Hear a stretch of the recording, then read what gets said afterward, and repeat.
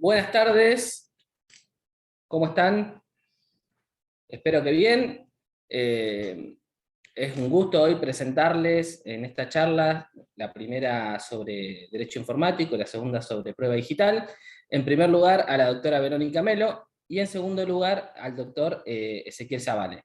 Bueno, es un gusto tenerlos a los dos con nosotros, son dos amigos de la casa, y bueno, vamos a ser cortos y vamos a decir que es un tema muy interesante, que es un tema que también cada día se pone un poco más complejo y que, bueno, nos trae un montón de preguntas que ellos van a intentar responder. Así que, sin más, los dejo, bueno, en primer lugar, con el secretario del colegio, Sergio Chitarroni, que les va a decir unas palabras. A ver, ¿está bien? Ahí.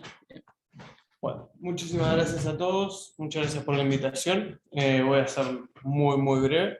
Como representante del directorio, la verdad nos enorgullece el trabajo que está haciendo el instituto. Estamos muy contentos con las charlas, con las actividades que están haciendo y bueno, lo que proponemos y alentamos a que sigan por este camino y la verdad nos enorgullece mucho toda la labor que están llevando a cabo. Desde ya, muchísimas gracias y sigan así. No los quiero demorar más, así que arranquen con la actividad. Muchas gracias. Bueno, como les había mencionado, en primer lugar va a empezar la doctora Melo, así que, bueno, de este lado la vamos a escuchar. Bueno, muchas gracias a todos. Bueno, muchas gracias, Diego, y a toda la gente del Instituto del Derecho de Daños por la convocatoria.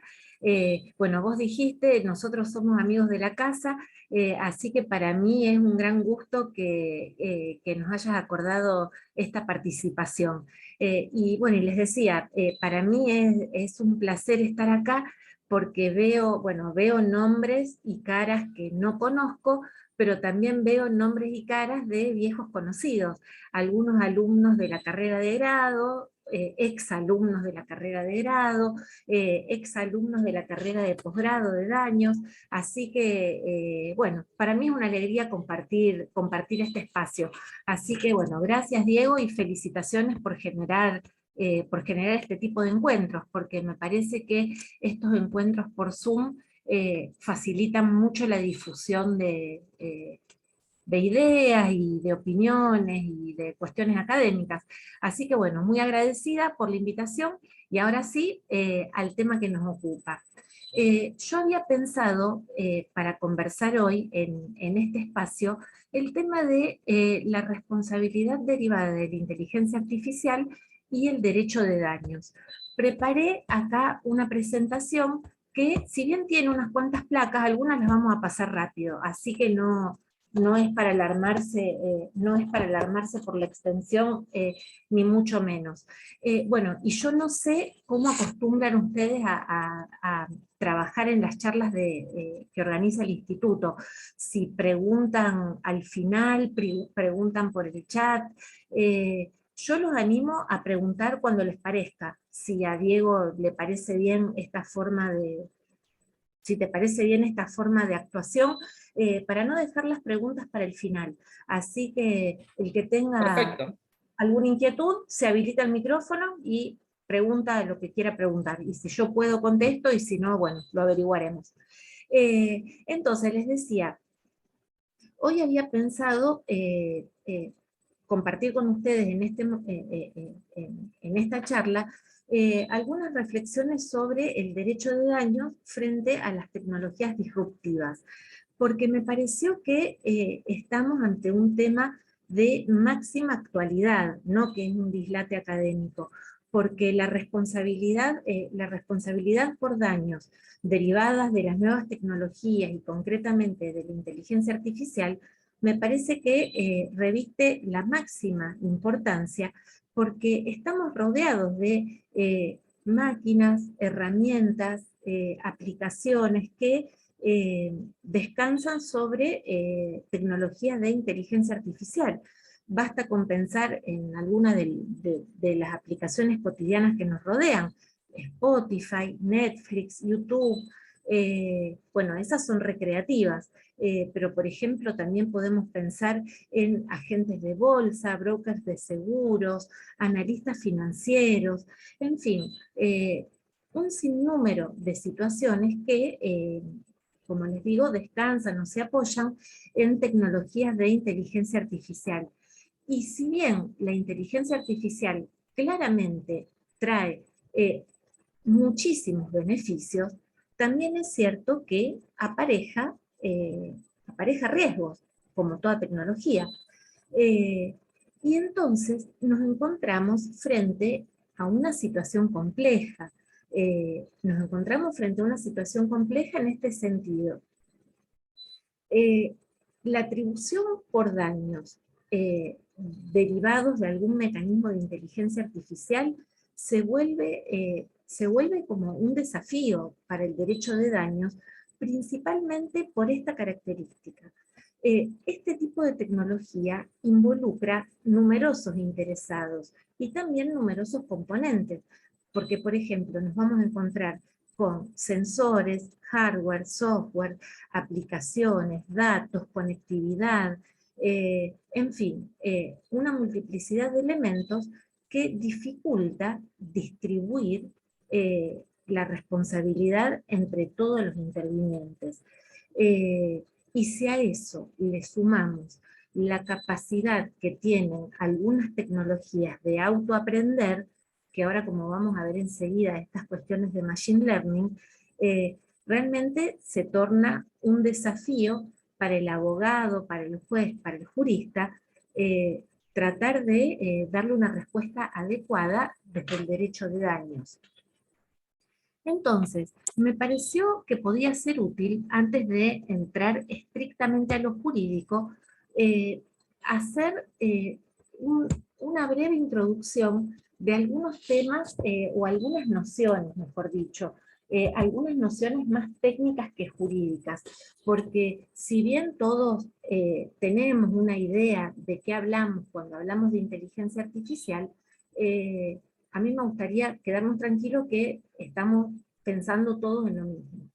Entonces, si pensamos en la inteligencia artificial desde un punto de vista teórico, tenemos que, es decir, como una disciplina teórica, lo que nosotros tenemos que entender es que se trata del estudio de diferentes procesos cognitivos mediante la utilización de los marcos conceptuales y las herramientas de la informática. Es decir, desde el punto de vista teórico, sería como una rama de la informática.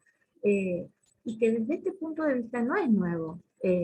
Bueno, sí, son nuevos todos estos adelantos, pero la idea de la inteligencia artificial no es nueva, porque ya empezó a surgir a partir de la década de los 50, y ya en el año 1968, este gran matemático, Marvin Minsky, hablaba de inteligencia artificial.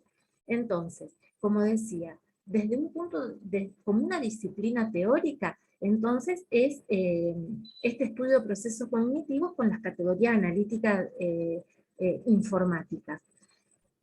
Y desde un punto de vista, desde un punto de vista científico, o desde una perspectiva científica, tenemos que pensar la inteligencia artificial como un conjunto de tecnologías. Y me parece a mí que esa es la forma más fácil de pensarla. Como un conjunto de tecnologías que agrupan diferentes tecnologías, todas relacionadas, como por ejemplo, yo les decía recién, el aprendizaje automatizado, la planificación, programación, representación del conocimiento, búsqueda y optimización de datos, robótica, percepción, sensores, en fin, bueno, y la integración de todas estas disciplinas. Por eso me parece que la forma más fácil o más adecuada de pensar en la inteligencia artificial es pensarla como este conjunto o esta agrupación de tecnologías. Y acá, en esta placa, yo transcribí, mejor dicho, el concepto de inteligencia artificial que surge del documento emitido por el grupo de expertos de alto nivel sobre inteligencia artificial creado por la Comisión Europea. no me detengo a leerlo porque yo pongo la presentación a disposición de Diego, si él la puede compartir, o si no, cuando terminamos de conversar yo les dejo mi mail y el que esté interesado se la puedo remitir sin ningún problema. Entonces, pensamos en la inteligencia artificial como todo este conjunto de tecnologías. Y también tenemos que pensar que hay muy diferentes tipos de inteligencia artificial, una forma de clasificarla es la que distingue entre inteligencia artificial restringida, y ahí entre paréntesis yo puse ANI por su sigla en inglés, Artificial Narrow Intelligence, que esa inteligencia artificial está orientada a una actividad concreta, como por ejemplo cuando se programa un algoritmo para jugar un partido de ajedrez, o un automóvil sin conductor para desenvolverse, para circular. ¿Ven? Entonces esa es la inteligencia artificial restringida. La otra es, la otra categoría, la inteligencia artificial general, que esa imita a las capacidades humanas. Y la otra es la superinteligencia artificial, que supera el rendimiento cognitivo de los seres humanos. Hasta donde yo pude leer e informarme, en este momento, en el estado que estamos de la tecnología, la inteligencia artificial que tenemos es la inteligencia artificial restringida. Y después, ahí al costadito, al lado del número 4, yo puse la clasificación que hace la OMPI, la Organización Mundial de Propiedad Intelectual, de los distintos sistemas de inteligencia artificial, que los clasifica en sistemas expertos, sistemas de percepción y sistemas de lenguaje natural. Entonces, hasta ahí tenemos qué es la inteligencia artificial y cómo se clasifica. Veamos ahora, entonces, esta noción que está tan vinculada con la inteligencia artificial, que es esta noción de machine learning o aprendizaje automatizado. Que cuando hablamos de machine learning o aprendizaje automatizado, nos estamos refiriendo a una tecnología de inteligencia artificial que resulta la base y fundamento de muchas técnicas y dispositivos derivados. Pero para poder comprender en qué consiste este tipo de tecnología, tenemos que pensar en qué es un algoritmo. A ver si alguien me está diciendo algo en el chat. Ah, perfecto. Después entonces reviso el chat al final, así puedo mandarle a los interesados. Muy bien. Entonces, les decía, para poder pensar en el aprendizaje automatizado, entonces también tenemos que pensar primero en qué es un algoritmo. Que un algoritmo es un conjunto de instrucciones o reglas dadas a un dispositivo para ser seguidas y ejecutadas por este. Bueno, acá yo digo, tengo que tener coraje para definir el algoritmo cuando lo veo al doctor Ezequiel Zavale que me está mirando, que él seguramente lo va a definir muchísimo mejor que yo. Pero bueno, yo simplemente soy abogada y tengo las limitaciones propias de esta formación. Así que Ezequiel, si vos querés intervenir para clarificar o lo que te parezca pertinente, estás invitado. Y bueno, entonces les decía, el algoritmo son estas instrucciones que se le dan al dispositivo. Ahora sí. Hola, ¿cómo les va? ¿Qué tal? No, Vero, seguí vos que va perfecto. Bien, cualquier cosa no dudes en intervenir, porque antes que quede mal una idea, prefiero ser corregida. No, tranquila. Bueno, y entonces, les decía, esto del machine learning o el aprendizaje automatizado puede ser, hay dos grandes modelos. El aprendizaje automatizado supervisado, que requiere que un humano, una persona, proporcione los datos y la solución, y la máquina lo que hace es determinar la conexión entre los dos. En cambio, el aprendizaje automatizado no supervisado permite a la máquina aprender libremente usando Big Data, que ahora vamos enseguida a esa otra noción, y procesos de iteración. acá, no sé, por las dudas, si alguien está tomando apuntes, esto me lo debe haber hecho el corrector, porque acá no debería decir reiteración, debería decir iteración. Es decir, ahí lo que el humano hace es introducir los datos,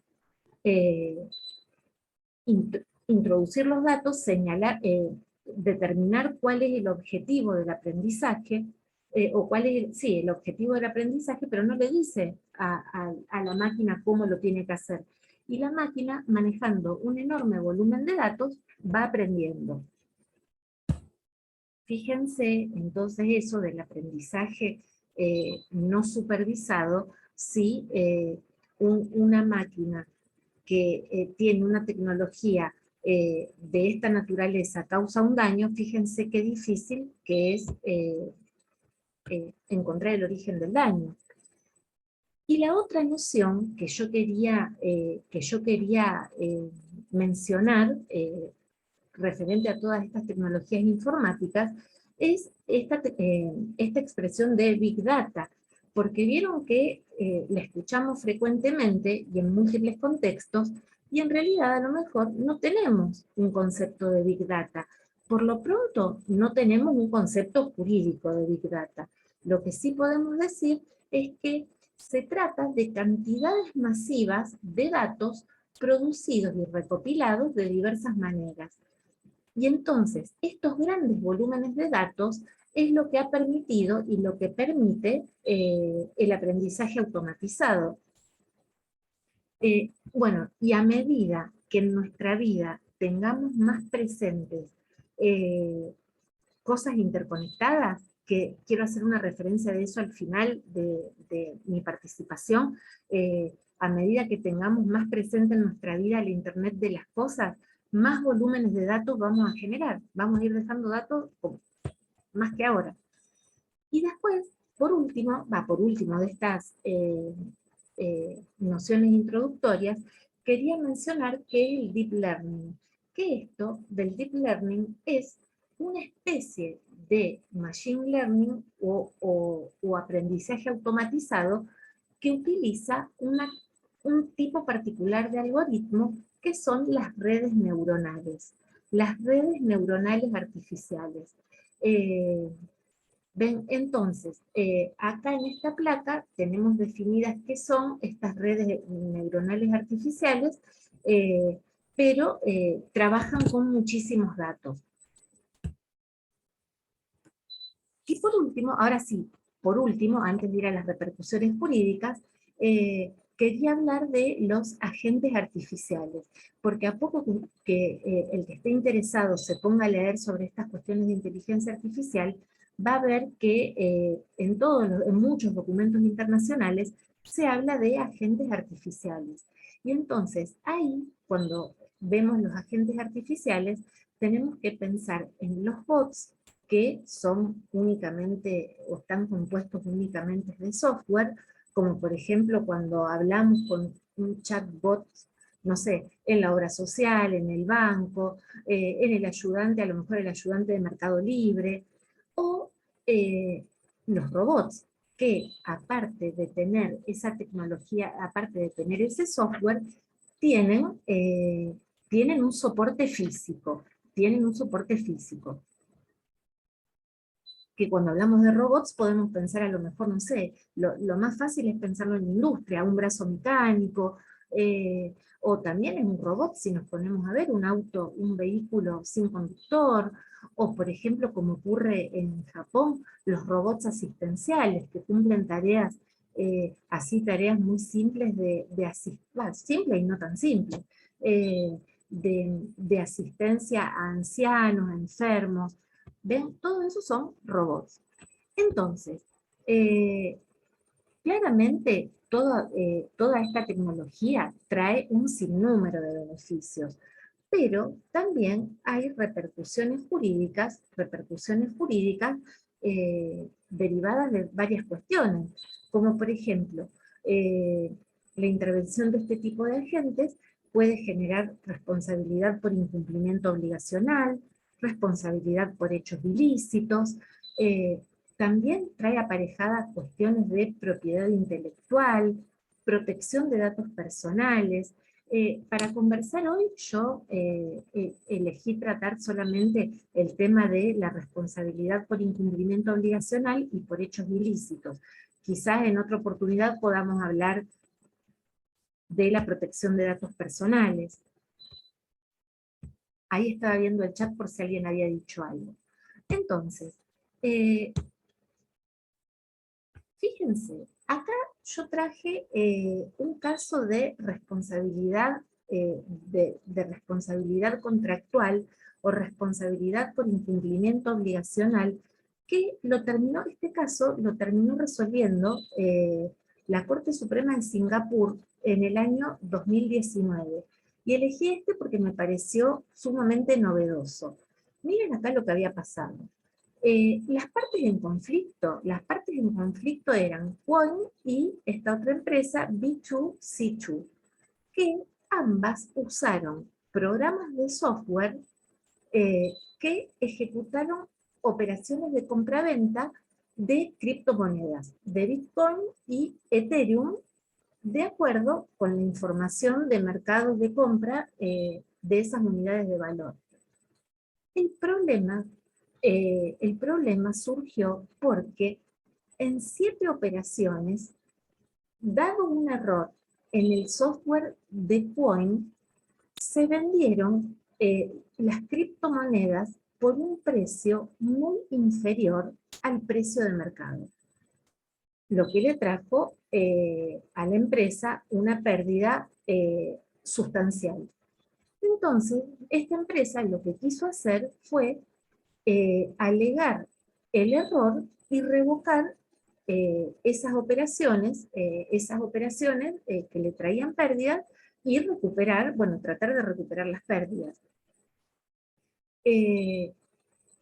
La otra empresa, la empresa adquirente, entendió que esa revocación de las órdenes de compra era un incumplimiento contractual.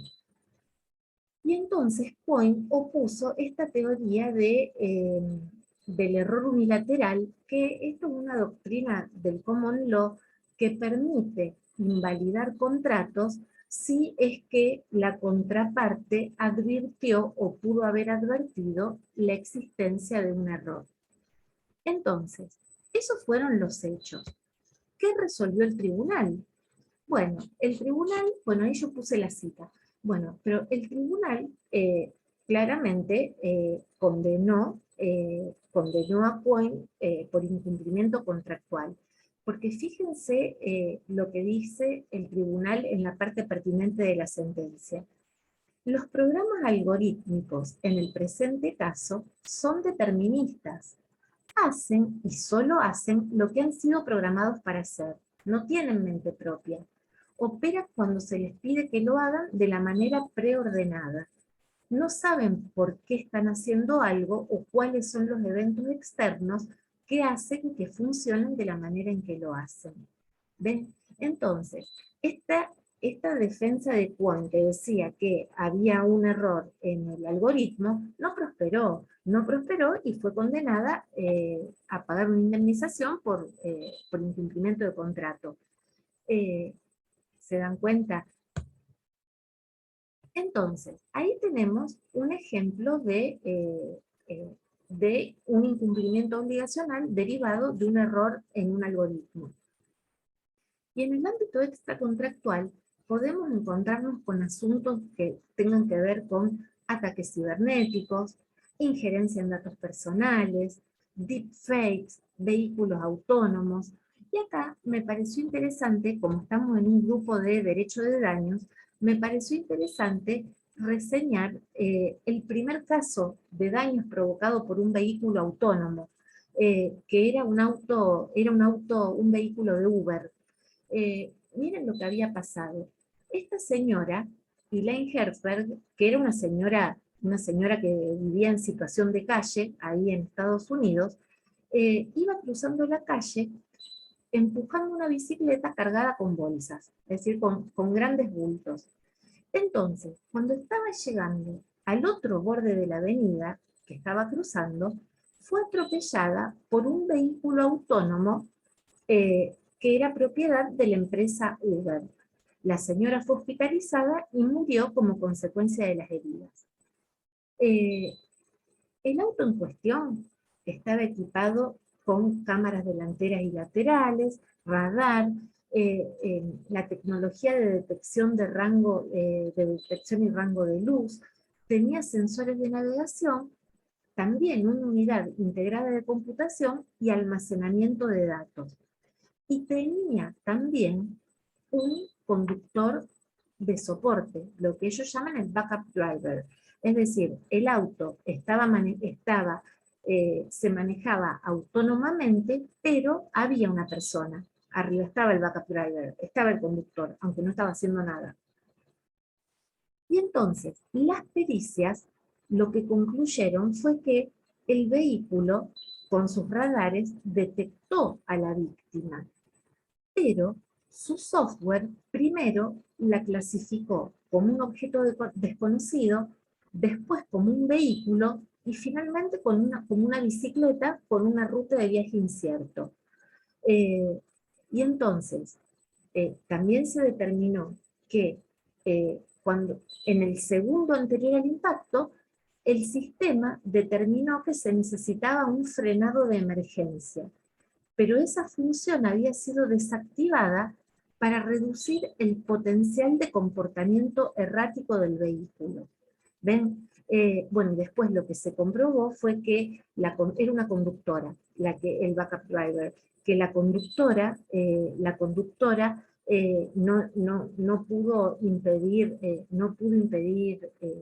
el accidente, porque venía mirando no sé qué serie por un servicio de streaming, se venía distraída. Entonces, así las cosas, bueno, Elaine pasó a la historia como la primera mujer atropellada por un vehículo autónomo.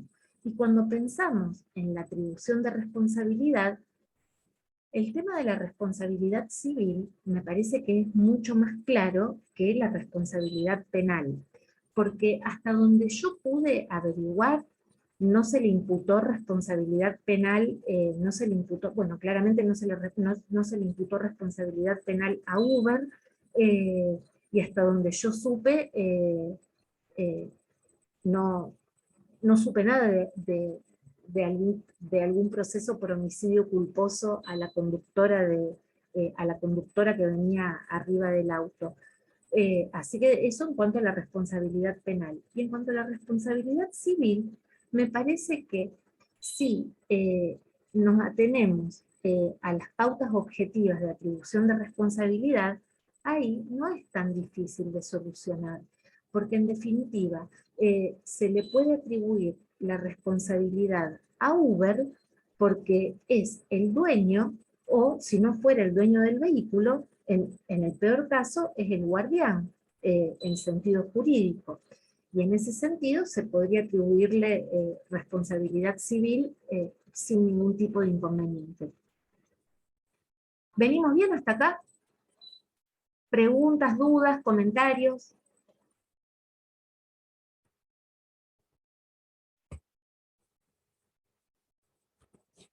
Estamos. Bueno, entonces, esta es la realidad que tenemos entonces. Estas tecnologías basadas en inteligencia artificial. Entonces, ¿cuál es la ley aplicable? ¿Cuáles son los regímenes aplicables? Tenemos, por un lado, el Código Civil y Comercial, y por otro lado, podríamos preguntarnos también si correspondería aplicar la Ley de Defensa del Consumidor, porque en definitiva, ¿podemos hablar en estos casos que venimos hablando de productos defectuosos? ¿O podremos hablar que estas tecnologías causan daños por algún tipo de defecto de información? Entonces, si nos ponemos a pensar en el Código Civil y Comercial, tenemos que pensar en algunas características del actual derecho de daños, principalmente que el eje está puesto en el daño injusto. Y también tenemos que pensarlo al régimen del Código Civil y Comercial como que coexiste con los regímenes especiales o los estatutos especiales como el de consumidor o el medio ambiente. Y entonces, acá tenemos, en esta placa vemos señaladas las normas que describen las funciones de la responsabilidad civil, el deber de reparar y los presupuestos de la responsabilidad. Y acá sí me pareció importante destacar este punto en cuanto a la función resarcitoria, que esta fue una conclusión de las últimas Jornadas Nacionales de Derecho Civil, que allí en la Comisión 3 se concluyó por unanimidad que pueden ser incluidas en el elenco de actividades riesgosas la utilización de algoritmos, las actividades cibernéticas, las plataformas digitales y los sistemas operados por inteligencia artificial. Que me pareció importante destacarlo porque no siempre hacen falta normas nuevas. Muchas veces podemos, con una interpretación inteligente, abordar estos problemas nuevos con las normas que ya tenemos. Por eso acá en estas figuras yo marqué algunas ideas importantes con relación a la función resarcitoria. Por un lado, cuando nos encontramos frente a un daño causado por algún artefacto con inteligencia artificial, podemos elaborar soluciones conforme al derecho vigente, partiendo de la responsabilidad objetiva. Y en el derecho comparado se han hecho propuestas de leyes ferenda como otorgarle personalidad electrónica a los robots y a las inteligencias artificiales, pero hasta ahora no hay fallos que hayan receptado esa idea y tampoco hay normas que le hayan reconocido personalidad jurídica a un robot o a una inteligencia artificial. También se ha propuesto crear nuevas modalidades de responsabilidad objetiva para los operadores de tecnología, aplicar la responsabilidad del principal por el hecho del dependiente, pero yo creo que entre nosotros, con las normas que tenemos sobre la responsabilidad objetiva, tenemos como para empezar a abordar este problema.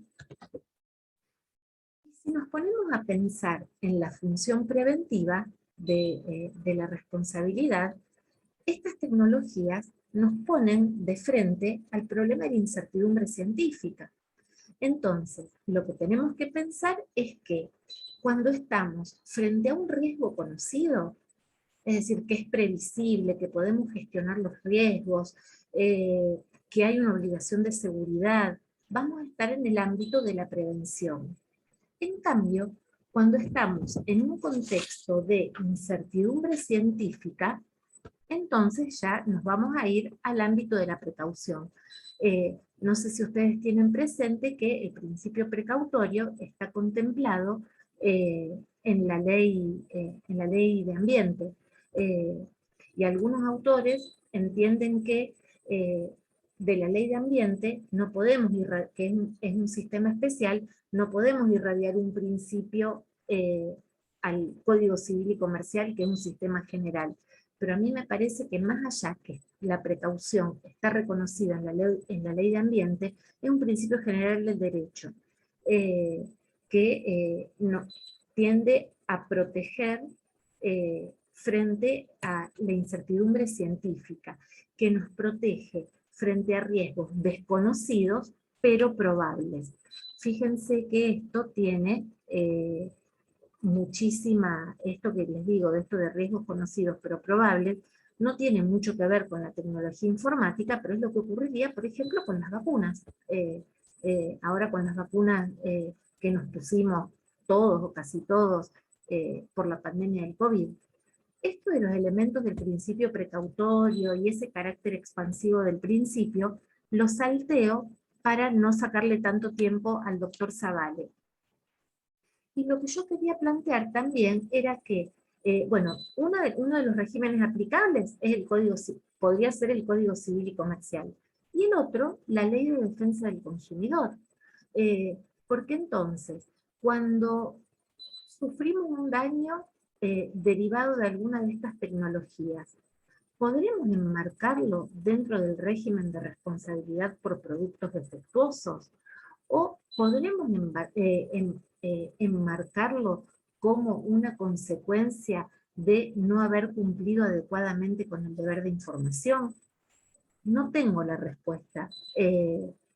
Yo creo que algunas cuestiones de la Ley de Defensa del Consumidor quizás habría que repensarlas, pero me parece que es una herramienta más para tratar de hacerle frente a esta nueva situación.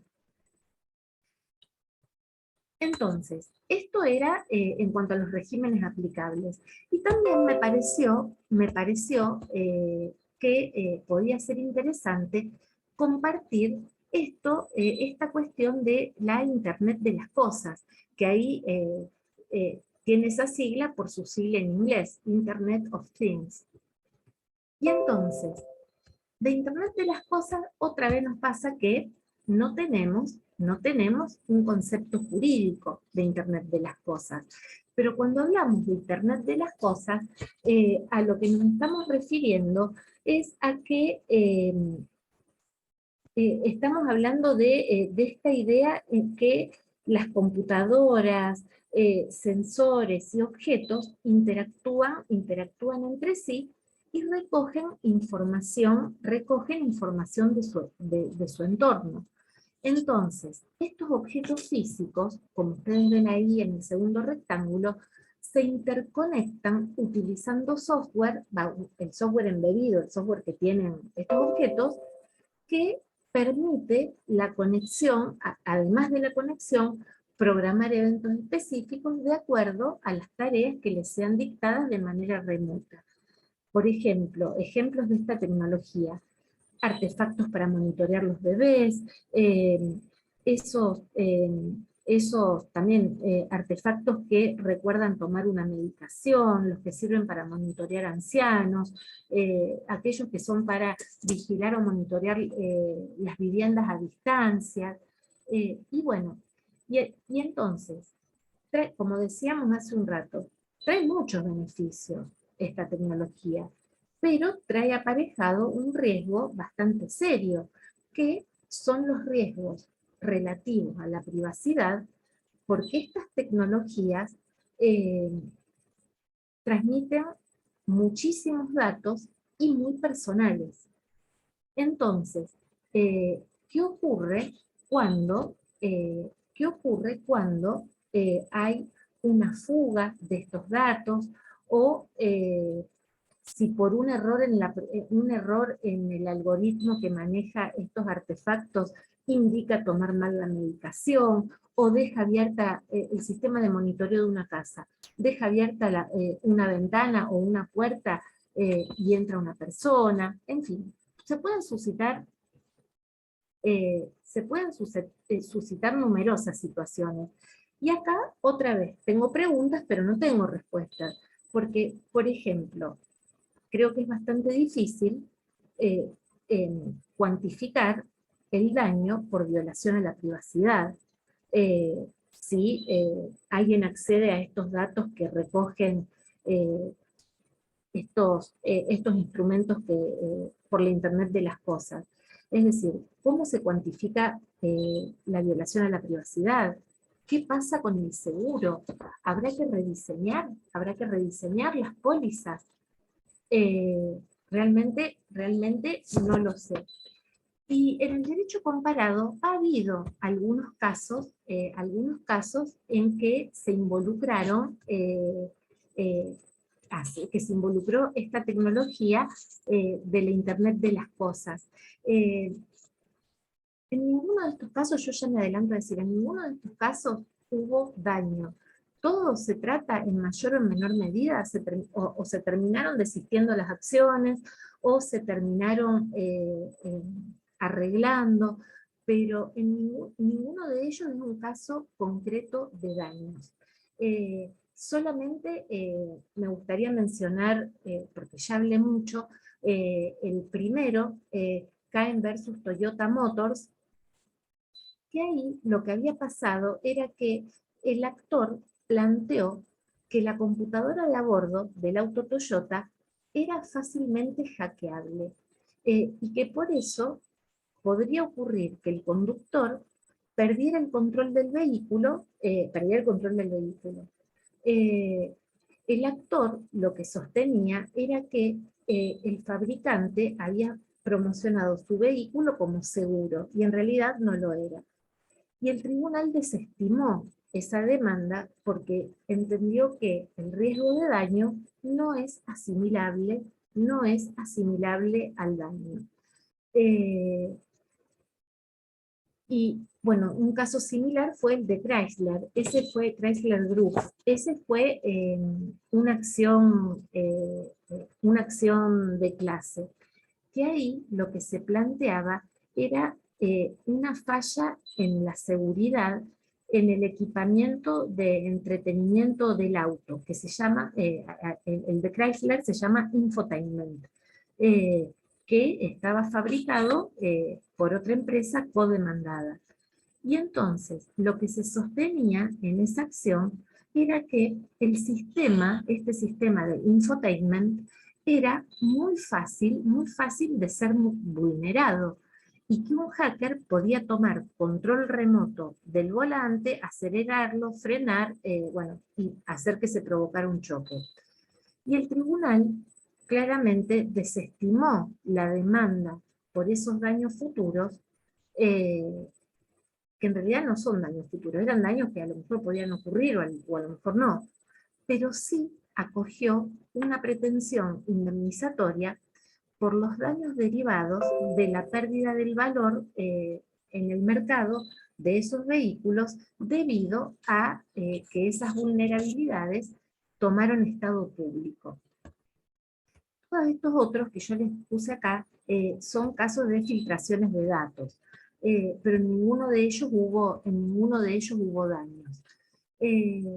Pero bueno, como vemos, la Internet de las cosas también nos plantea un nuevo tipo de conflictos. Y me parece que a medida que tengan esta tecnología mayor presencia en nuestras vidas, eh, más casos vamos a tener. Eh, Así que tenemos que estar preparados para pensarlos y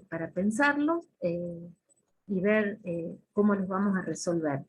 Así que bueno, esto era lo que yo preparé para compartir con ustedes, así que no tengo más que decirles gracias por la atención que prestaron y quedo a disposición para las preguntas, comentarios, lo que me quieran decir.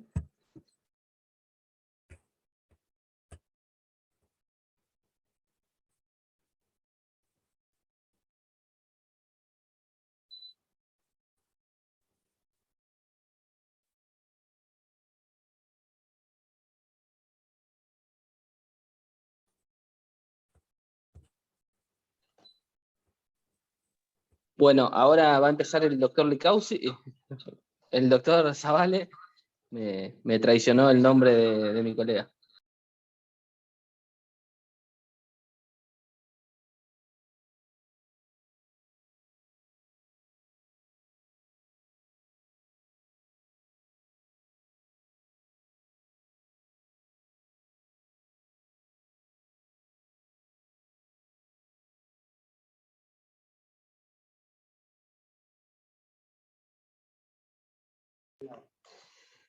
Muchas gracias, Verónica. Perdón, estuvimos medio complicados con el manejo de la compu. Muchas gracias, muy claro, muy interesante, y bueno, esperemos tenerte de nuevo en algún momento. Vos sabés que lo único que tenés que hacer es llamar, así que no hay problema. Dale, muchas gracias. A vos. En segundos empieza el doctor Zaval.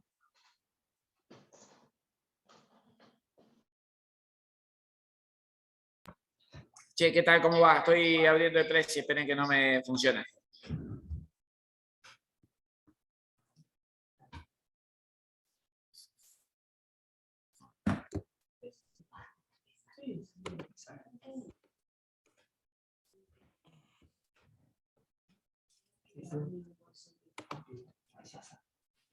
La otra forma, cuando encontraste el audio,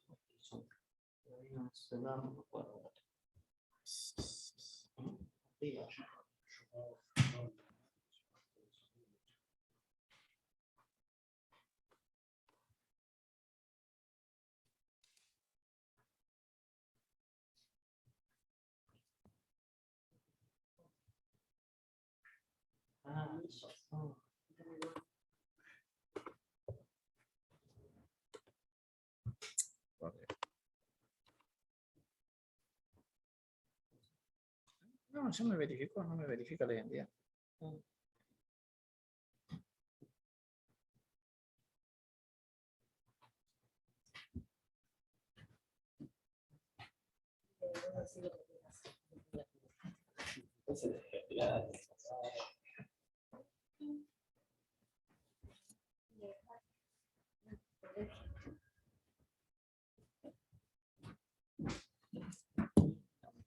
Sí.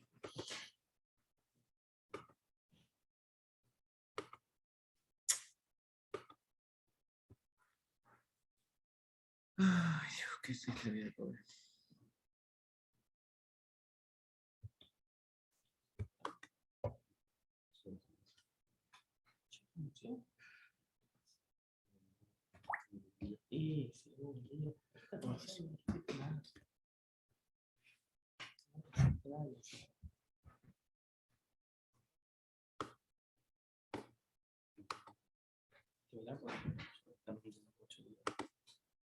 Bien, ahora sí, les paso a compartir pantalla, que es específicamente esta. Lo mismo que decía, bueno, primero por supuesto le agradezco a los organizadores, a la gente del colegio y al Instituto de Derecho de Daño, especialmente a Diego por la invitación.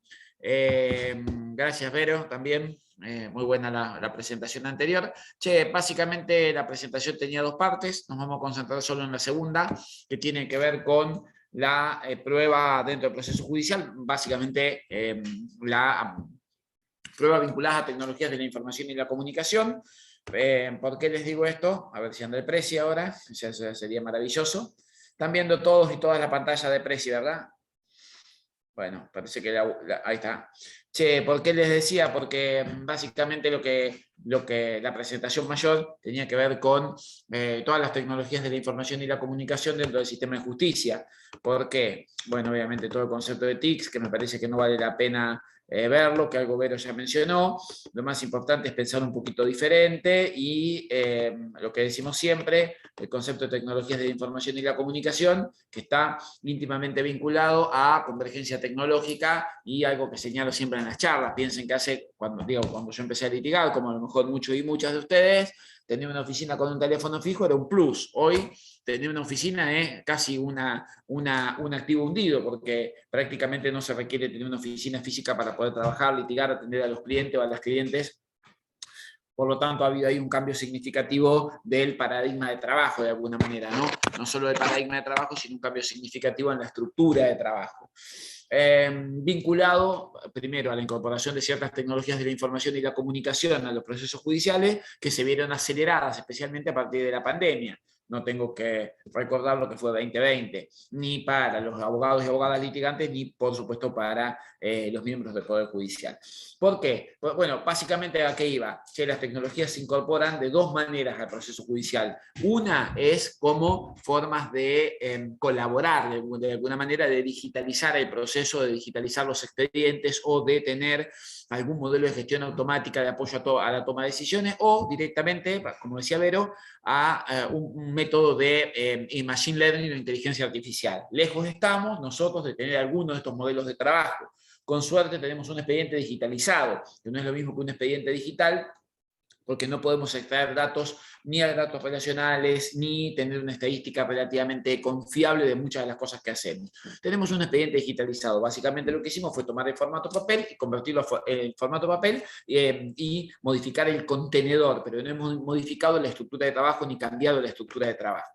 Pero bueno, todo esto tiene que ver con cómo se utilizan las TIC en las diferentes etapas que tienen que ver con la informatización de alguna manera del tribunal y cómo se implementan procesos de mejora continua y algunos otros modelos más vinculado específicamente a lo que señalaba Vero de inteligencia artificial, el concepto de firma digital y firma electrónica, que es más que interesante, sobre todo por cómo lo hemos estado aplicando, algunas resoluciones que se han tomado acerca de los escritos sin firmas, los escritos que no son firmados, digamos, que no son suscritos de puño y letra y que no llevan firma digital, pero que sí están firmados electrónicamente, el funcionamiento de la criptografía y alguna otra cosa que tenía que ver específicamente, insisto, con las aplicaciones tecnológicas, ¿no? Bueno, pero esto pasa, porque si no nos vamos a quedar sin tiempo, ustedes están cansados, yo también, todo lo que es autenticación y validación, cómo funciona la autenticación y la validación, después les dejo la presentación para que lo vean. Si me interesa las cuestiones de prueba informática, que es un poco por lo que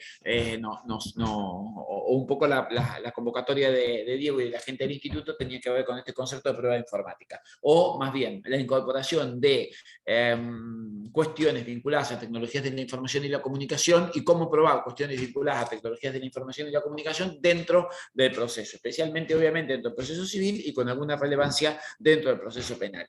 Que era un poco el punto, digamos, que estábamos viendo. Miren, acá yo creo que es indispensable distinguir dos momentos dentro de un proceso judicial, vinculado con la prueba en general y obviamente con esta prueba en particular. Un momento tiene que ver con el momento de ofrecer la prueba y otro momento con el momento de producir la prueba. Y acá no, digamos, no importa en qué tipo de proceso estén, si en civil, si en laboral o los subsistemas de civil, digamos, esta contractual o familia. No conozco tanto el funcionamiento del sistema penal, pero asumo que podría funcionar medianamente de la misma manera, ¿no? ¿Por qué digo en el momento del ofrecimiento y en el momento de la producción? Bueno, porque en ambos es recomendable tener conocimiento técnico o tener a alguien que tenga conocimiento técnico, hacerse asesorar por alguien que tenga conocimiento técnico. Pero además, son distintas las formas de trabajo en el momento del ofrecimiento y en el momento de la producción. ¿Por qué? Miren, en el momento del ofrecimiento de la prueba, ¿qué tenemos que tener en cuenta? ¿Qué tipo de tecnología de la información y la comunicación o qué tipo de pruebas sobre las tecnologías de la información y la comunicación vamos a tratar de ofrecer? Si es auditable, si no es auditable, cómo se puede ofrecer, qué forma de ingresar al proceso, qué queremos demostrar con esta prueba, para qué nos va a servir esta prueba, qué tan indispensable es esta prueba para el proceso, para lo que queremos demostrar, en virtud de que quizás no tiene una significación y nos demora excesivamente o no tenemos forma de introducirla al proceso de manera racional sin una pérdida significativa de tiempo. Por ejemplo, por citarle un ejemplo, digamos, vemos muchas demandas de defensa del consumidor, ¿no? Muchas de esas demandas de defensa del consumidor son contra Despegar, contra las aerolíneas, la Tamer, Europa, etcétera, ¿no? O contra Mercado Libre o contra, no sé, algunos bancos. Y particularmente en ese tipo de demandas se adjunta al momento del ofrecimiento de prueba, el actor, la actora, suele adjuntar los correos electrónicos y los intercambios electrónicos, ¿no? Luego, cuando viene la demandada, generalmente reconoce parte de esos intercambios electrónicos porque vienen de direcciones institucionales. Y así todo, las mismas partes suelen ofrecer una pericial informática para verificar los correos electrónicos. Esto no tiene ningún sentido, solo les va a hacer perder tiempo y dinero. Por más que sea, digamos, que se trate de incorporar tecnologías de la información y la comunicación o contenidos producidos por tecnologías de la información y la comunicación, ¿qué sentido tiene hacer una pericial informática para algo que ya vino la demandada y dijo, sí, es cierto que los correos electrónicos existieron? Y sin embargo, vemos esto con habitualidad, quizás un poco por este temor a decir, che, pero este correo electrónico, ¿cómo va a ser interpretado? ¿Cómo va a ser leído? Si yo no pruebo que el correo electrónico salió de esos servidores, no, si ya dijo que está, si ya dijo que lo reconoció, es como más que suficiente, digamos, no tiene que ver con la teoría del proceso y no tanto con la estructura de programación. Veamos el caso, por ejemplo, de los teléfonos y la telefonía celular y los móviles. Por ejemplo, algunas cosas que son importantes, ¿no? Que a veces se pretende probar. Miren, a propósito del Big Data que señalaba Verónica, una de las grandes cosas que tiene este teléfono, al que todos nosotros le entregamos nuestras vidas todos los días, es que sabe, o sea, el teléfono sabe mejor que nosotros dónde estamos, de alguna manera, ¿no? Y, por ejemplo, en materia laboral, ¿no? O en materia civil, si yo quiero demostrar, o en materia penal, aquellos que sean, o aquellas que sean defensores penales, ¿no? Y tengan un cliente o una cliente, digo un cliente porque es más típico que sea un varón el acusado, por ejemplo, no sé, de abuso sexual, o de agresión sexual, o que tengan un cliente acusado de robo, o que tengan en materia civil, no sé, un incumplimiento contractual, o en materia laboral, alguien que es un accidente in itinere. Che, una prueba fenomenal para incorporar este tipo de procesos, para demostrar dónde estaba físicamente la persona, obviamente no es de determinación exclusiva, con eso solo no le va a bastar, pero ¿a cuántas personas conocen ustedes que salen sin su teléfono celular? Hace 10 años, 20 años atrás era llave y billetera. Hoy es llave, billetera y teléfono celular, ¿no? Bueno, una prueba buenísima es mandar un oficio al prestador de servicios de telecomunicaciones móviles, esto es, a la empresa a la cual le pagan el servicio de telefonía, sea Telecom, Telefónica, no sé, la que fuera, para que les informe las celdas y las antenas en las que se registró el teléfono celular y el camino que hizo el teléfono celular. Porque aunque ustedes apaguen el navegador y todo lo que ustedes quieran, el teléfono celular reporta permanentemente a las antenas de telefonía celular. Telecom, Telefónica, no sé, Movistar o cualquiera prestador que ustedes tengan, sabe permanentemente por dónde anda el teléfono, de manera completamente permanente, de forma tal que si alguno de ustedes o alguna de ustedes quiere reconstruir dónde estuve yo el día de hoy, lo único que tiene que hacer es mandarle un oficio personal que mi prestador y decir, ¿dónde estuvo el teléfono 156, 190, 955 del doctor Zavale? Y personal le va a decir, y estuvo 2 horas a la mañana en el juzgado, o cerca de la zona del juzgado, 2 horas en su casa, volvió al juzgado a tal hora, después vino hasta el instituto,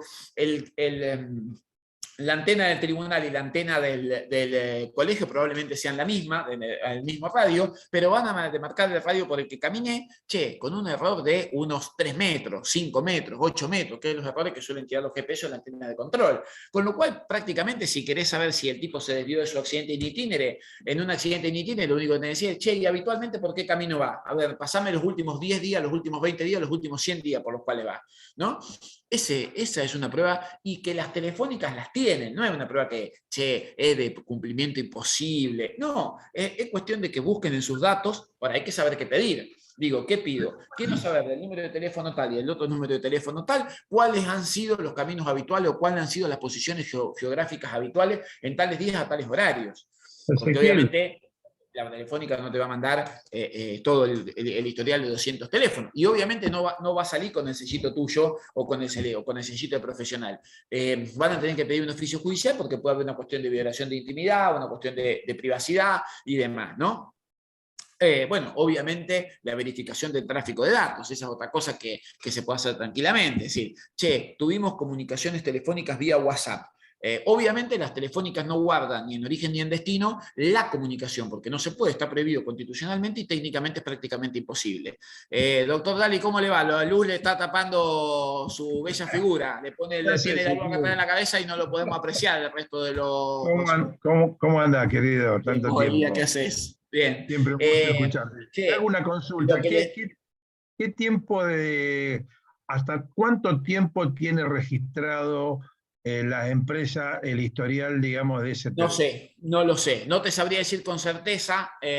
Argentina tiene una ley que no está vigente, que es la 25873, que se llamó Ley Espía, una vieja ley del año 2004, 2003 en realidad, que obligaba a las telefónicas a guardar en origen y destino todas las comunicaciones junto con el contenido, que fue una ley que no fue derogada, sino que fue dejada sin efecto en un caso de la Corte Suprema muy conocido que se llama Jalabi, donde un profesor de Derecho Constitucional de la UBA dice, muchachos, esta ley es absolutamente inconstitucional, afecta mi derecho a intimidad, mi derecho a la privacidad, mi derecho para con los clientes. Gana en primera Jalabi, gana en Cámara, la Cámara dice, esto es oponible, esto beneficia a cualquiera que esté en la misma situación, y Esteban Rigui increíblemente apela y la Corte le da por la cabeza, la Corte Nacional le da por la cabeza y queda, digamos, el primer caso de acción de clase. La ley está vigente, teóricamente deberían llevarla 10 años, pero como quedó cercenada por Jalabi, la verdad que no sé cuánto tiempo guardan el tráfico de datos, insisto, no guardan lo que nosotros charlamos.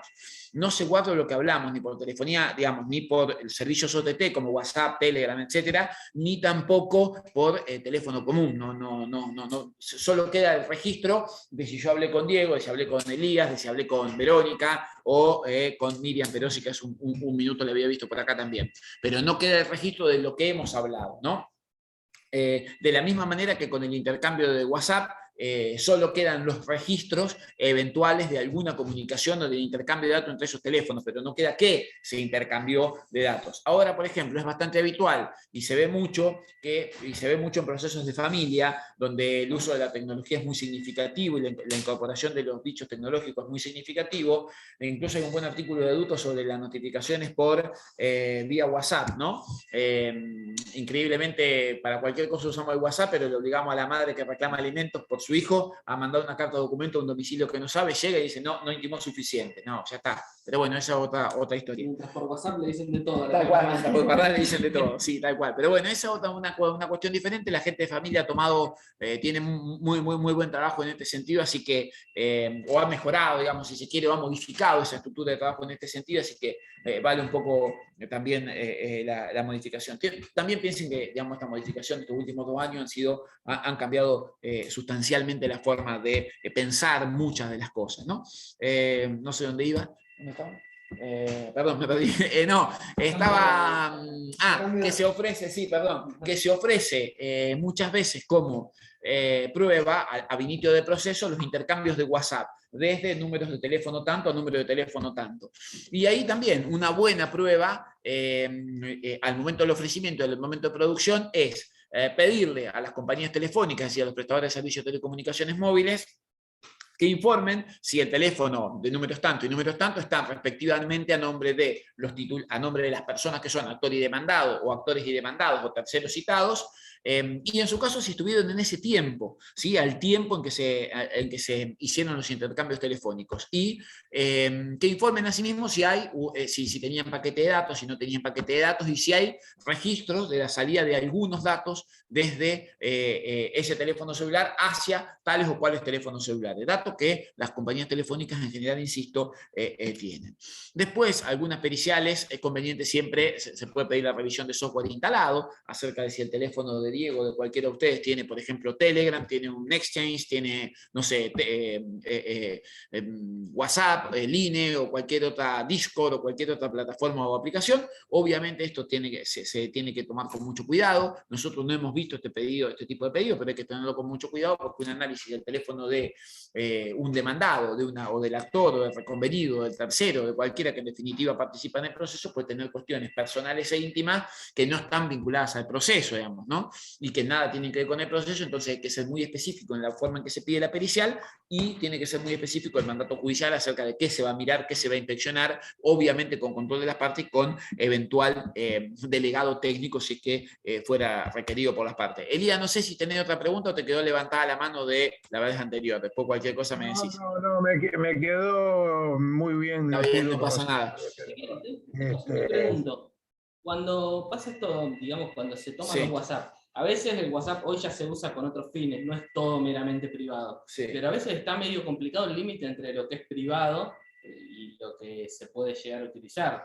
No, bueno, pero a ver, esto, digamos, hay que analizar cada caso en particular. Claro. Obviamente no significa de ninguna manera que siempre va a ser tomado así. Sí. Pero si nosotros dos tenemos una demanda por, supongamos, un cumplimiento contractual, o un incumplimiento contractual, o una relación de familia, o una cuestión laboral, lo que nosotros nos hayamos dicho como comunicación, no habría problema en tener el proceso. Como cuando el empleador le comunica al trabajador, venía a tal hora. Solo es nuestra, digamos, no afectamos la cuestión de tercero. Distinto podría ser vos sí quizás podrías pedir, que esto a veces sucede mucho, no sucede mucho, digo, en la judicial, sino que podría ser que nosotros, además de tener una relación de empleado-empleador, tengamos cierta relación de amistad o confianza, y que a partir de ahí cualquiera de nosotros pudiera decir cosas de, suponte que fuera mi gerente, ¿no? O que yo fuera tu gerente y vos fueras el dueño de la empresa y me estás despidiendo a mí. Bueno, eventualmente entre la gerencia y el board de la empresa probablemente se conversen cosas sobre los gerentes, otros subgerentes, los directorios, sobre los empleados y demás, que eso sí podría significar o podría sí estar afectado por la privacidad de la relación de la empresa, porque bien podría suceder que en ese WhatsApp nosotros digamos, mirá, el jefe de producción es un delincuente y además tal cosa, digamos, y ahí el jefe de producción podría haberse afectado y podría haberse afectado a la posición de la empresa.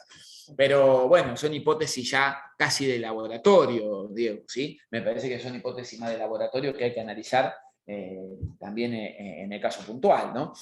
Por otra parte, entiendo que ninguno de las partes procesales apuntaría al proceso cosas que harían demasiado ruido al proceso respecto de terceros que pudieran haberse afectado, incluso para protegerse uno mismo, ¿no? Pero bueno, vale la pregunta, ¿no? La otra cuestión, si, por ejemplo, en materia de contenidos de PC o en materia de contenidos de computadoras en líneas generales, no PC, sino puede ser cualquiera de los dos estándares, ¿no? El Apple o el estándar de PC, para algunas cosas que se pueden verificar. Obviamente, verificar el software instalado, que se puede recomendar como pericial, la verificación del software instalado. Verificar el uso de la misma durante las horas de trabajo. Esto es muy importante, especialmente para aquellos o aquellas que ejerzan derecho laboral de parte del empleado o del empleador, la determinación de las horas de trabajo, el tiempo de trabajo y el tiempo frente a PC. Acá también es aconsejable para ambos, especialmente para la gente que hace laboral, el tema de si había políticas de uso aceptable, es decir, si había, recientemente, por ejemplo, Chaco, la provincia de Chaco emitió una política de uso aceptable para todo su personal a propósito del hackeo, o más bien de la captura de parte de su servicio de sistema informático del Poder Judicial.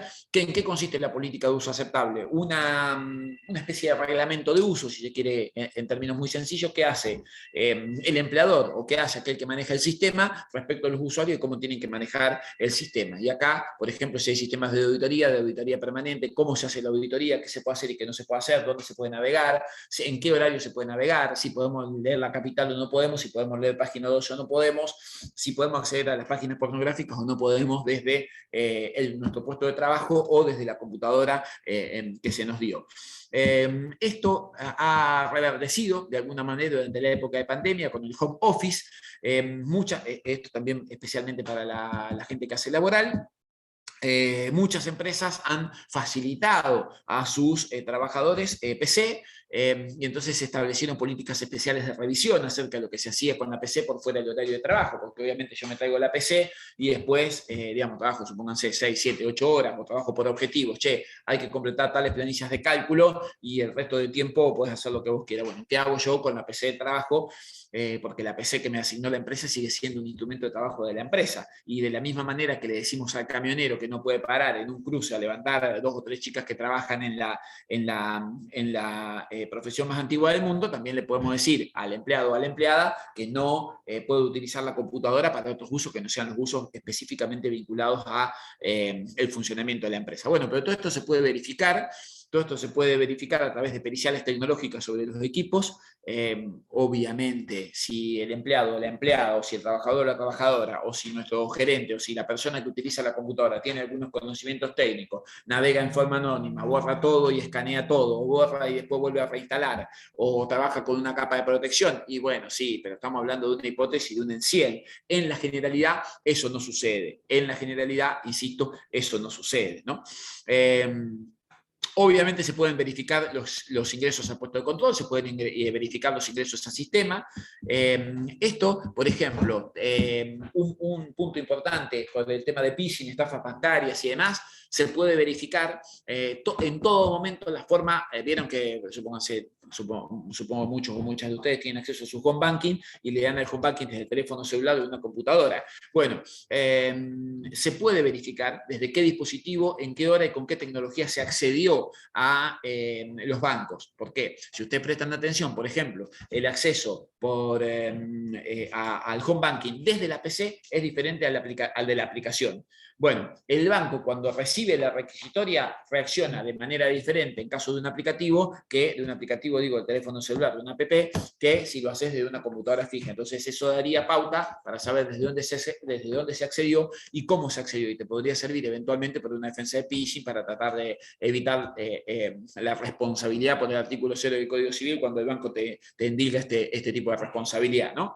Digo, es toda información que tenés que ir reconstruyendo, pero es información que está con las periciales técnicas, más las pruebas de acceso, más la documental que puedes acompañar, que puede acompañarla, no hay ningún inconveniente en que vos adjuntes Como nosotros todavía tenemos un procedimiento físico, digamos, un procedimiento digitalizado, no hay ningún inconveniente en que cada uno de ustedes imprima lo que quiere y lo adjunte como documental, digamos, ¿no? Y que después apalanque esa documental con las periciales informáticas o con las informativas para apalancar a su vez las periciales informáticas. No hay óbice para eso, ¿eh? Acuérdense que siempre el criterio de prueba es un criterio amplio y que particularmente en el caso de la provincia de Santa Fe, el bendito 145 no le permite abrir al juez o a la jueza, digamos, no le permite opinar sobre la prueba con anticipación, salvo dos cuestiones muy particulares que están al final del 145. Entonces ahí hay un juego importante para decir, bueno, yo ofrezco toda esta documental, apalanco con estas informativas a Telecom, Telefónica, a los proveedores, y meto la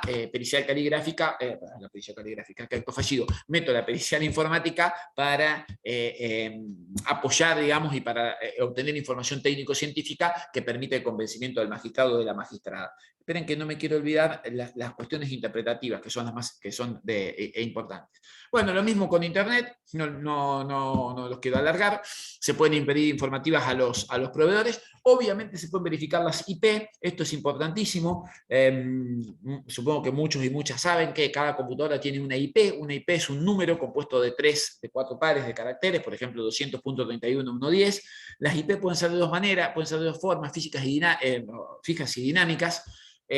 No viene al caso demasiado largo la explicación para el tiempo que tenemos, pero en general, digamos, en general, y tomemos esto con mucha pinza, en general digamos que cada vez que nosotros nos conectamos con una computadora a Clarín, a Página 12, al Poder Judicial, etcétera, o que lo hacemos desde nuestro teléfono celular, queda un pequeño rastro que es el rastro de nuestra IP, es decir, desde el lugar donde nos conectamos.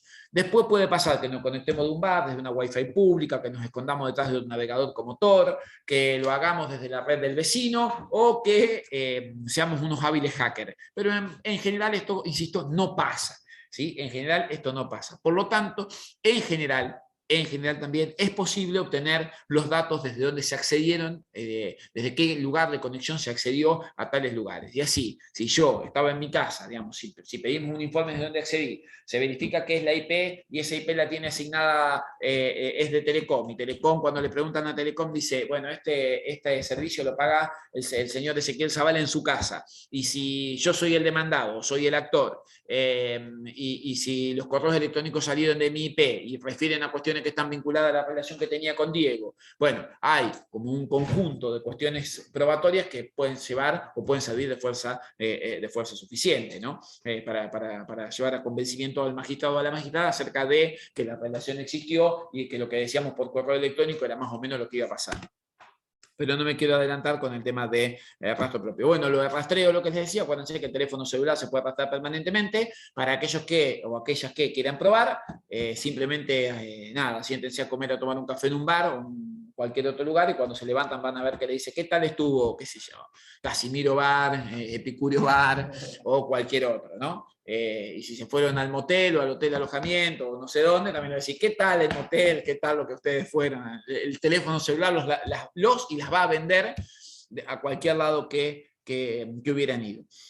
Lo mismo se puede hacer con los camiones, lo mismo se puede hacer con los autos, lo mismo con los taxis, lo mismo con los remises, lo mismo con los colectivos. El sistema, cuando llega del colectivo urbano, es una mejora del sistema de rastreo de teléfonos celulares. ¿Por qué? Pues básicamente le pone al colectivo un chip que diga por dónde anda, el que informe a una central, que la central a su vez informa al aplicativo. No tiene grandes secretos, digamos, tecnológicamente hablando, no tiene grandes secretos, ¿sí? Todo eso se puede rastrear. En el caso, desde hace muchos años existen los sistemas vigía, que también se pueden rastrear sobre consumo de combustible, parada, verificaciones, etcétera, etcétera. Para especialmente los que hagan o las que hagan derecho laboral, tienen que tener cuidado con la política de uso aceptable y con el tema de la privacidad del chofer o la chofer, ¿no? Bien, bueno, no se lee nada, pero acá básicamente hay una muestra de cómo se ofrece una pericial informática, que está sacada de algunos modelos que usábamos nosotros, que usaba yo cuando litigaba, y de algunas cosas que hemos en el juzgado. Después la pueden tomar, adaptar, quitar, hacer lo que a ustedes les interese, digamos, no es conocimiento público lo que les quiero decir, esto no tiene ningún secreto, se ofrece como cualquier otra pericial, siempre tengan presentes los puntos sobre los cuales quieren estar marcando. Y si no, otro modelo, en este caso un modelo que teníamos nosotros por el tema de un bar, que esto venía de un juicio laboral, nosotros éramos abogados de O'Connell, yo era abogado de los O'Connell, y tenía que ver con una pericial puntual. Esta cosa me quedó vieja, ya tendría que estar cambiado, de paso soy que no se actualizó. Bien, bueno, en la parte práctica de la pericial, obviamente siempre envíen un delegado técnico en la medida de lo posible y comparen, obviamente, la prueba ofrecida como documental con la prueba que se recolectó, con la prueba sobre cuál quieren analizar. Bien, y es lo más importante en la prueba en la valoración de la prueba, que esto es un punto que tienen que marcar, que habrá que marcarlo en la etapa de alegatos o en la etapa, bueno, en la etapa de alegatos mucho más no hay, y por supuesto eventualmente en la demanda, que tiene que ver con el 288 del Código Civil y Comercial de la Nación sobre la utilización de medios electrónicos, ¿sí? Que acá está identificado, y por supuesto, ahí está, por el uso de métodos electrónicos y cómo funciona y cómo se aprecia esta prueba, no solo a la luz del 88, sino a la luz de la teoría de los actos propios. ¿Por qué? Che, miren, si yo tengo los correos electrónicos, o dejemos el correo que es hasta más admitido, digamos, como más estandarizado. Si yo tengo los WhatsApp, ¿no? Insisto, relaciones de familia o relaciones laborales, que por ahí se ve mucho. O, por ejemplo, yo ahora fallé un caso por una responsabilidad civil por el tema de un constructor, ¿no? Que había un contrato de construcción, un contrato de obra, donde el constructor se había comprometido a hacer una serie de obras y los clientes habían pagado una X cantidad de dinero y había mucho intercambio por WhatsApp. ¿Cómo se valoraba este intercambio por WhatsApp? Primero fue acompañado. Las partes no habían reconocido, especialmente los demandados, no habían reconocido expresamente el intercambio de WhatsApp, aunque habían admitido que utilizaban WhatsApp como forma de comunicación. Sin embargo, un hecho notorio de apreciación tenía que ver con la teoría del acto propio, que era, las cosas que las partes manifestaban en los WhatsApp, WhatsApp del día 10 de mayo del 2018, era, nos hacen falta 4 metros de arena. Y automáticamente la actora se daba vuelta y en otro chat encargaba 4 metros de arena y tenía facturas por 4 metros de arena en fechas coincidentes con las fechas en que le había sido solicitado. Esto es una aplicación muy práctica de la teoría del acto propio y de cómo las partes actúan en consecuencia o consecuencia de lo que se han dicho. O, por ejemplo, lo hemos visto mucho en los juicios laborales, que, no sé, típica relación de el vendedor o el viajante de comercio, que vieron es una situación naif, la del viajante de comercio, que está inscrito, pero está inscrito no como corresponde, o no está inscrito como viajante de comercio, es vendedor, bueno, una situación que se suele generar. Entonces es mucho intercambio de WhatsApp acerca de los pedidos que levantó, dónde los levantó y por qué los levantó.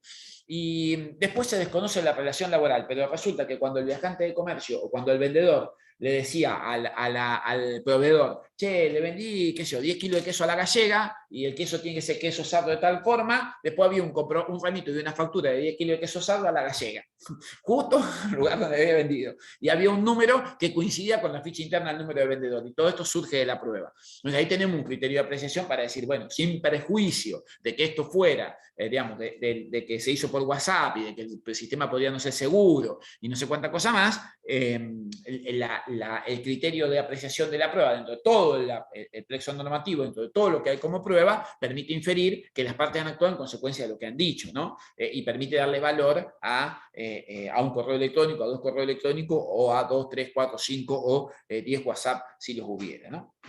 Así que ese es un punto importante de cómo se aprecia. Ténganlo en cuenta por cómo se aprecia. Aunque no tenga firma digital, no se requiere ni firma digital ni firma electrónica, ¿no? 1736, lo que decía, cargas probatorias dinámicas y cómo se aprecia la prueba, ¿sí? No sé si tienen preguntas, creo que estamos. Teoría de los actos propios, lo que les señalaba también con anterioridad, y bueno, ahí nomás se termina con Manu Chao. Perdonen que fui muy rápido, pero no sabía hasta qué hora teníamos y cómo estaban. Díganme si quieren ver algo. Ahí está. Che, ¿preguntas, dudas o consultas?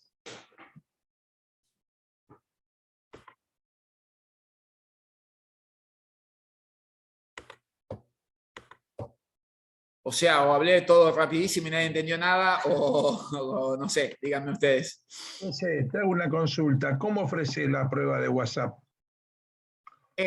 Si lo que tenés vos en tu teléfono, que tiene tu cliente en tu teléfono, lo podés ofrecer como documental directa, o sea, imprimís las capturas y los ofrecés como documental directa, Elías. Y después pedís las periciales sobre los teléfonos celulares directamente, solamente para esos números de teléfono y para esas conversaciones. Sí. ¿Sí? Y ahí cuando ofreces eso, siempre te tenés que acordar también de ofrecer como prueba informativa a las telefónicas, para que las telefónicas informen, o al ENACOM directamente, para que informen si los números de teléfono, tanto el tuyo y el mío, supongamos que somos autor y demandado, nos corresponden específicamente a vos y a mí, y en su caso, que cada uno informe qué intercambios telefónicos hemos tenido, qué intercambio de servicio de datos hemos tenido nosotros dos. ¿Sí? Me parece que es importante lo que dijiste respecto al delegado técnico, ¿no? Que incluso... Se escucha muy bajo, Elías, se escucha muy bajo. No, lo que te digo es que es muy importante determinar el delegado técnico, el perito de parte. Sí, porque... lamentablemente no hay muchos peritos en la lista oficial. Creo que hoy solo quedan 2 peritos informáticos. Uno es Piro, que es el que yo... es un ingeniero que trabaja muchísimo, y está... había otro chico que salió de la lista porque estaba muy sobrecargado, y creo que no hay más de 2 o 3, no hay más de 2 o 3 en la lista. No, incluso Seguramente a partir del año que viene o a partir del otro año habrá ya, o quizás este mismo año ya se inscriba alguien más en la lista, ¿no?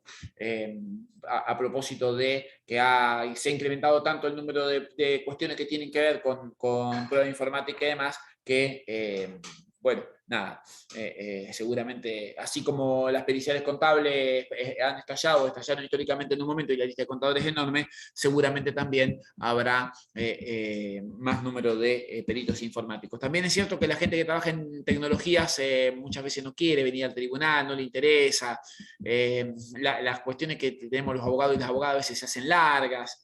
Y bueno, nada, es como que mucha importancia no tienen, les hablamos en lenguaje extraño, les pedimos cosas raras, después no cobran nunca. Bueno, en definitiva, como que es medio, ¿viste? No, esto es como que es de otro palo, digamos, de otro ambiente, no es típicamente lo que pasa. Bien. Gracias. Perfecto. Bueno, teniendo en cuenta que no hay más preguntas, vamos a cerrar nomás. Les agradecemos mucho a todos por estar. Les agradezco especialmente a la doctora Verónica Melo y al doctor Ezequiel Zavale por estar con nosotros, por aportarnos su conocimiento.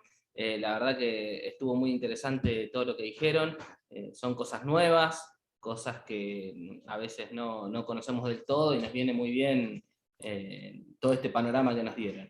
Así que bueno, vamos cerrando y les agradecemos a todos mucho por estar.